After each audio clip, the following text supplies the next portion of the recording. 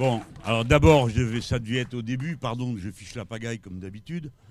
À la fin, je viens juste d'entendre Julie, je ne sais pas ce que les autres ont dit, mais ce qu'a dit Julie, moi, je le partage à 100%. Et en particulier l'aspect qu'elle a évoqué, qui est ce que la lutte transforme dans le cœur et la manière d'être des gens qui rentrent dans la lutte. Et cette capacité à être tout d'un coup briser les cloisonnements qui séparent les individus, parce que c'est la vie, c'est comme ça fait aussi partie de notre éducation, d'être à distance et de négocier cette distance d'une personne à l'autre. Le moment où elle s'abroge dans l'effort commun, qui est la lutte, et la transformation que ça produit sur l'individu, ça nous intéresse parce que c'est une capacité d'empathie qu'il s'agit non pas de réfréner, mais de cultiver. Parce que maintenant, nous avons à assumer quelque chose que nous avons du mal à mettre en mots, qui est notre empathie avec le monde dans lequel nous vivons. Je ne sais pas qui était là hier soir, qui s'est tapé les 2 heures cet interminable discours. Mais bon, je vous ai expliqué que quand une forêt brûle, il n'y a pas que la forêt qui brûle, il y a vous qui brûlez aussi, et vous le savez tous. Vous ne savez pas comment le dire, mais vous le savez. Nous savons que nous sommes absolument, totalement impliqués dans le monde dans lequel nous vivons. Là, on doit parler de la lutte et de la question de l'inflation. Alors, je vous redis, mes camarades, pour ceux qui sont des camarades, mes amis pour ceux qui sont des amis, et puis tous les autres parce que bienvenue ici. Voilà, l'inflation met à l'ordre du jour une modification du rapport de force entre les classes sociales. Parce que dans le cas particulier de la répartition de la richesse produite entre le capital et le travail, hein, je refais le côté cours de formation. Quand vous travaillez 10 heures, vous produisez 10 heures de valeur, de marchandises, mais vous n'êtes pas payé pour la valeur que vous avez produite pendant 10 heures.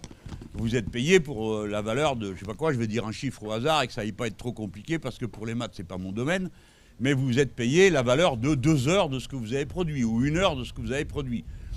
La logique, là on parle stricto sensu du rapport capital-travail dans la répartition de la richesse. Donc la logique du capital, ça va être d'étendre sans cesse la zone pendant laquelle vous travaillez et où vous ne payez pas la valeur que vous avez produite. Donc le travail gratuit, étendre la zone du travail gratuit, ça consiste à vous faire travailler plus longtemps dans la journée, dans la semaine et puis dans la vie. Donc cette bataille-là, qui tourne autour du temps de travail et le partage de la richesse produite, c'est la bataille centrale. Je vois mon pote Prudhomme qui pourrait faire la leçon mieux que moi, mais c'est la bataille centrale entre gauche et droite depuis que ça existe. Alors, si le mot gauche a été beaucoup galvaudé, je m'aperçois que celui de droite, par contre, il est bien resté le même. Hein. C'est bien le même genre d'exploiteur, quelle que soit la génération. Alors, bon, maintenant... alors, dans cette répartition-là, vous voyez bien que c'est un rapport de force. Parce que c'est la logique même du système. Il va essayer de pousser le plus loin possible le cliquet du partage. Évidemment, en faveur de l'actionnaire. Et ça va prendre des proportions. Quelle est la limite ? Je vous repose la question parce que ceux qui ne connaissent pas la réponse, comme ça, ils vont la prendre une bonne fois et pouvoir la réciter toute leur vie. Hein. Quelle est la limite à l'exploitation capitaliste ? La résistance à l'exploitation. Voilà. Quelle est la limite ? Il n'y a pas de résistance, il n'y a pas de limite. Il y a de la résistance, il y a une limite. Voilà. Et après, il y a la conquête. Donc, l'inflation, ça veut dire, pour résumer, faire simple, on ne va pas expliquer le mécanisme de l'inflation, une bonne partie est purement spéculative.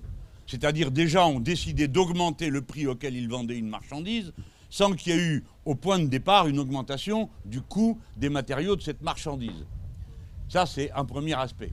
L'autre aspect, c'est l'inflation qui est réelle, parce que réellement, le coût pour fournir quelque chose a augmenté. Mais à un moment ou à un autre, vous retrouvez la spéculation. Peu importe. On va constater 5, 6%, 7%, on parle d'aller jusqu'à 10% d'inflation. 10% d'inflation, enlevons l'aspect de la critique de la consommation, hein, la critique consumériste, on la met de côté, c'est un autre sujet. Ça veut dire que vous diminuez de 7, 8, 10% votre capacité à acquérir ce dont vous avez besoin, que ce soit des besoins fondamentaux ou même des besoins qui ne le sont pas. Mais après tout, on fait bien ce qu'on veut, non, quand même. Bon, on ne va pas non plus dicter le comportement quotidien des gens. Donc, la liberté suppose que vous ayez aussi cette possibilité de choix dans la dépense que vous faites. Là, la possibilité de choix, pour un tas de gens, elle est égale à 0, parce qu'il s'agit juste de survivre, et donc de prendre en main les dépenses. Et dans cette dépense fondamentale et de survie, 10% de moins.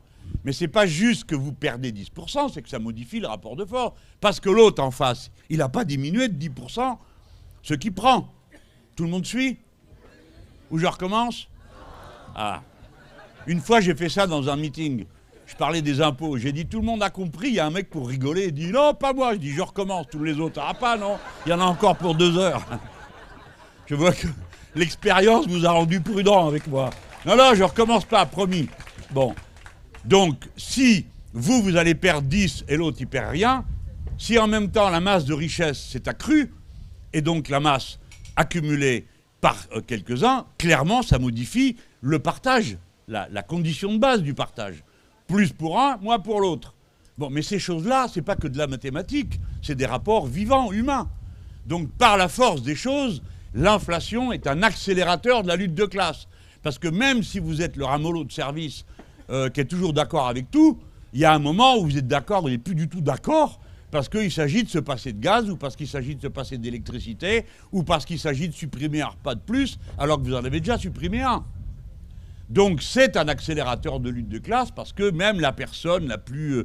qui vient vous dire, écoutez, moi je ne peux pas m'en occuper, il ne faut pas m'en vouloir, mais je suis déjà tellement dans la mélasse que je ne peux pas en plus aller prendre le risque de perdre mon boulot, ou de me fâcher, etc., etc. Même ceux-là, ils se mettent en mouvement. Et à quel endroit ça va craquer? Je vous l'annonce d'avance, du côté des femmes. C'est par là que la radicalité de la situation... Mais vous allez voir, non, c'est pas une flatterie genrée. C'est précisément parce que la société est genrée, très genrée, et que la répartition des tâches entre hommes et femmes fait qu'un nombre immense de femmes ont en charge la totalité de ce qu'il y a à faire dans la vie de famille. C'est pour ça que quand elles se mettent en mouvement, vous pouvez vous dire tout est perdu pour le pouvoir. Parce qu'elles ne le font pas pour posture. Et il n'y a aucun élément, je dirais, d'ostentation de la lutte. C'est que si elles se mettent en mouvement, c'est qu'il leur faut un résultat tout de suite. Quand elles se mettront en mouvement dans les luttes sociales, tout est perdu pour le pouvoir. Toutes les révolutions du passé arrivent à leur point de rupture quand des milliers de femmes se mettent en mouvement. Et pour les raisons que je viens de vous dire. Deuxième chose, c'est les jeunes. Pareil, la masse de la jeunesse a été précarisée, surexploitée. 50% des étudiants sont obligés de travailler pour payer leurs études. J'ai connu ça quand moi-même j'étais étudiant, mais je vous garantis qu'on n'était pas 50% à aller devoir bosser. Alors il fallait voir comment on bossait. Bon, donc c'est pas une bonne idée de mettre un jeune qui fait des études à aller faire autre chose. Non, il faut qu'il étudie. En attendant, c'est eux qui vont être les plus tapés. Le régime des bourses, il est question de le modifier. Alors pour ceux qui avaient des bourses, le pouvoir prévoit évidemment que ça ne soit plus des bourses. Pourquoi il fait ça? Parce que son intérêt, c'est que le marché de l'enseignement se crée. Et donc il y ait une offre privée d'enseignement de plus en plus grande. Et ils sont en train d'y arriver. Parce que la bascule du public au privé, elle s'observe dans toute une série de secteurs de l'éducation. Et plus ils dévastent l'éducation, plus ils se mettent en situation d'augmenter la part du privé. Et en même temps, plus ils transforment les conditions dans lesquelles s'exerce l'éducation nationale, plus ils le rapprochent du système privé, c'est-à-dire des établissements autonomes en concurrence les uns avec les autres, avec un directeur d'école qui est un directeur d'entreprise. D'accord? Donc ils font deux choses en même temps. Et quand Macron vient tenir la réunion de rentrée des recteurs, ce qui n'est pas du tout son boulot, et qu'il vient dire l'enseignement n'est pas à la hauteur, il n'a pas un mot pour dire pourquoi. Parce que là où il n'est pas à la hauteur, c'est parce qu'il n'y a pas eu les moyens, parce qu'il n'y a pas eu les profs, parce qu'ils ont fait la politique que vous connaissez. Maintenant, nos plus jeunes vont être frappés directement parce que, un, pas plus de boulot qu'avant, deuxièmement, l'inflation, c'est aussi pour eux, et le blocage des salaires, pas des prix, c'est aussi pour eux. Ça fait donc 3 sources d'aggravation, plus le fait que les bourses, le système des bourses va être mis en cause, puisqu'ils veulent introduire dans le calcul des revenus des jeunes étudiants l'APL, quand vous avez une APL que vous louez. Tout le monde sait quelle galère c'est de trouver un logement qui ne soit pas en même temps une escroquerie quant au loyer. Par conséquent, la jeunesse, qui est la partie de la population qui, si vous voulez, a pour l'instant le moins de dettes sur le dos, le moins de traites pour la voiture, pour la maison, etc., va se trouver frontalement agressée. Je prends quelques exemples, c'est pour vous dire que la modification d'un rapport de force entre les classes, ça ne s'est jamais passé tranquillement dans la répartition de la richesse. Et donc, vous avez X secteurs qui sont appelés à se mettre en mouvement. On ne sait pas où, on ne sait pas quand, on ne sait pas comment. Mais personne n'avait prévu le mouvement Gilets jaunes, vous vous en souvenez? Eh bien, vous devez vous attendre à quelque chose qui en soit la répétition sous une autre forme, mais qui aura quelque chose en commun avec. C'est les assemblées citoyennes.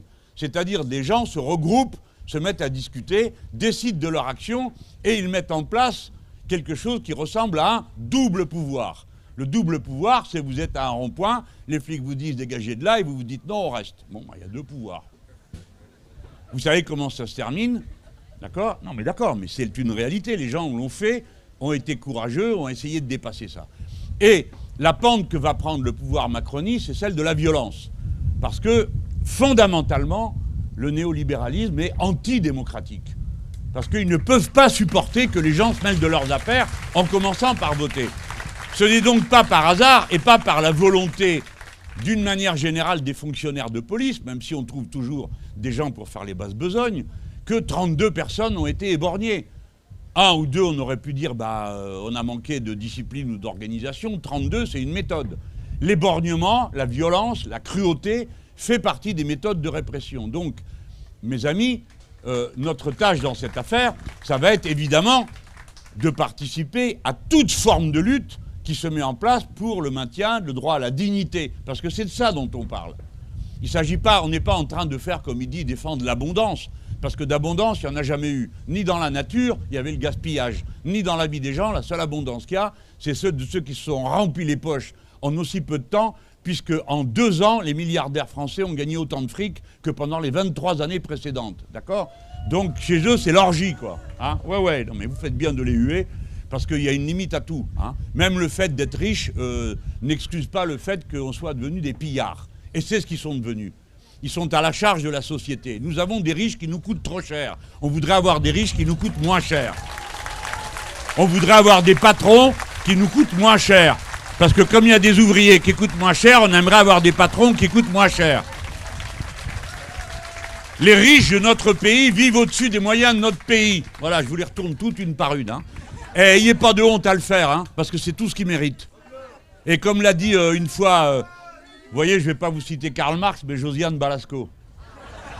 Bon, et alors on lui disait, alors quoi, madame, vous venez défendre le logement, vous qui êtes riche et tout, et elle a dit une parole magnifique. Elle a dit, la morale, ça peut pas être, profite et tais-toi. Non, la morale, c'est que si toi, tu es en état d'avoir des moyens, du temps et de l'argent, alors c'est toi qui as le plus de raison de te mettre au service des autres et d'y passer ton temps. Donc, avec le secteur des luttes, que ces deux-là animent et quelques autres, mais notamment Saint-Jurabert, qui est dans toutes les luttes, toutes les actions, partout, tout le temps, toute l'année. Et puis Julie et bien d'autres camarades, l'espace des luttes insoumis, je vous appelle à les aider, à le renforcer. Tous les combats qui auront lieu dans le pays, quels qu'ils soient, les insoumis doivent être en première ligne. Si vous êtes dans la boîte, vous faites comme les autres. Si vous n'y êtes pas, c'est vous qui organisez la solidarité. C'est vous qui venez taper dans l'épaule des copains qui sont en lutte, des femmes et des hommes qui sont là. Parce que comme l'a dit Julie, on se transforme, mais la lutte, c'est dur. Il faut dire les choses comme c'est. La plupart du temps, les gens, ils font rien. Ils s'occupent de leur vie. Mais bon, ils sont bien contents qu'il y en ait qui fassent le boulot. Le syndicaliste du coin, la râleuse de service, et ainsi de suite. Et puis quand ça va plus, alors là, ils viennent tous, et ils disent, bon alors, qu'est-ce qu'on fait ? Alors, le camarade, il te dit, ou la camarade, elle te dit, il a toujours quelque chose au début à dire. Hein. Et puis le deuxième jour, tu te dis, qu'est-ce qu'on va bien pouvoir faire ? Et ainsi de suite. Et puis, la charge sur le syndicaliste, sur le camarade, elle est énorme, énorme. Et quand je dis énorme, je vais vous parler des copains qui craquent en route. D'accord ? Je me rappelle à Caterpillar, le camarade qui, lui, il a passé l'arme à gauche, comme on dit, hein. Et ses copains qui étaient là, tout le monde était effondré. Et ainsi de suite. Protégez les syndicalistes, protégez les lanceurs d'alerte et les lanceuses d'alerte. Entourez-les d'affection, d'amitié, d'aide.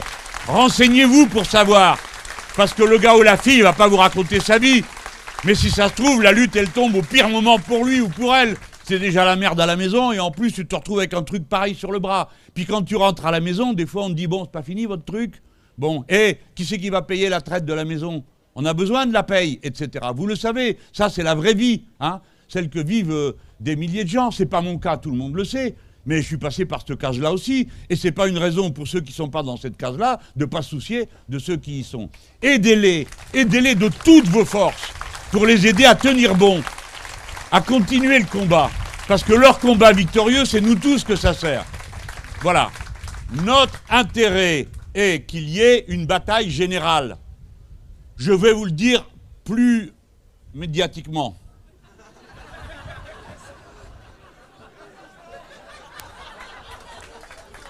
C'est pas nous qui avons choisi l'affrontement. C'est lui. D'abord en refusant qu'on tranche par le vote des sujets que tout le monde comprend. On s'est tapé 5 semaines. Bien sûr, c'était grave, de la guerre d'Ukraine. Mais on avait aussi d'autres sujets à discuter. S'il avait bien voulu ouvrir ses oreilles, il nous aurait entendu lui dire, par exemple, que le cycle de l'eau était perturbé. On a commencé comme ça notre campagne. On lui a annoncé que ça finirait par des incendies. Qu'est-ce qu'il a fait? Rien du tout.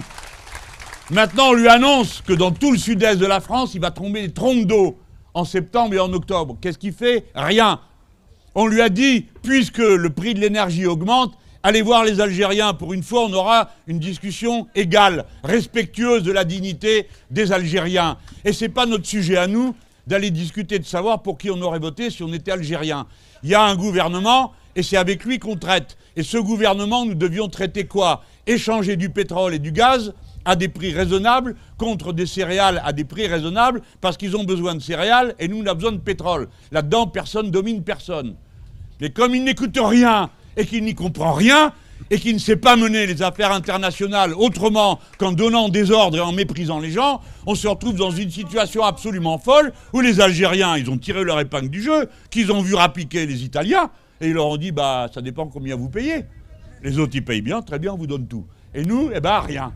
Voilà ce qu'on doit à ce monsieur le super intelligent. Voilà l'homme que c'est. Je vous en passe, c'est des meilleurs. Et là, sur l'inflation, c'est pas faute de leur avoir dit. Ça tournera mal si vous croyez que les gens vont se laisser dépouiller. C'est lui qui choisit de vous affronter. C'est lui qui décide par sa majorité relative, plus ses nouveaux amis d'extrême droite et de droite, de ne pas augmenter le SMIC comme ça se fait en Angleterre ou comme ça se fait en Allemagne, de 25 ou de 30%. Parce que c'est de ça dont on a besoin, pour que les gens arrivent à avoir la tête hors de l'eau. C'est lui qui a décidé de ne pas le faire. C'est lui qui décide que le programme de son gouvernement, c'est de revenir sur la retraite à 63 ans, pour l'amener à 65 ou à 67. C'est lui qui décide de revenir sur le régime de l'assurance chômage, alors que déjà la moitié des gens ne touchent pas la moindre indemnité. Il a décidé de vous affronter. Et il s'amène avec son arrogance habituelle dire « l'ère de l'abondance est finie ». Mais pauvre ballot, l'abondance, il n'y en a jamais eu, ni dans la nature, vous êtes des irresponsables, ni non plus dans la relation sociale, parce que les gens, ils ne sont pas dans l'abondance. La masse du peuple français est dans la précarité, dans la pauvreté, dans la difficulté à joindre les deux bouts, même quand tu bosses, même quand tu as fait des études, même quand tu as une qualification. Tout le monde tire la langue sur cette poignée d'irresponsables. Alors, que ça soit moralement condamnable est une chose, mais il y a une deuxième raison, c'est qu'on a besoin de leur argent. Je leur conseille de le donner tranquillement. Voilà mon conseil. Parce que voilà ce qui va se passer. On va aller le chercher. Et ça, c'est la lutte. Bon. Avec ça, là. Alors, ils ont déjà commencé. Alors, vous allez être contre tout? Oui. Vous croyez que les Français n'auraient pas plutôt besoin d'amitié et de compromis? Oui, oui, tout à fait. Nous, on est d'accord pour l'amitié, le compromis et tout le reste, mais c'est eux qui payent. Voilà. Et on veut bien aller au resto avec eux, mais c'est eux qui payent. Ça doit être clair, d'accord? Vous n'avez pas à avoir honte de vous défendre. Vous n'avez pas à avoir honte, quand on vous agresse, de vous défendre. Vous êtes agressé socialement, vous êtes agressé écologiquement. Votre devoir, c'est de vous défendre. Et vous ne le faites pas que pour vous, vous le faites pour le pays tout entier.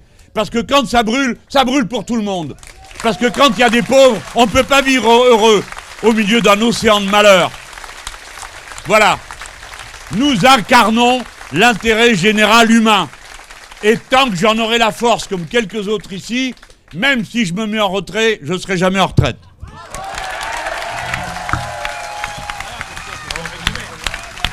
Merci beaucoup Jean-Luc.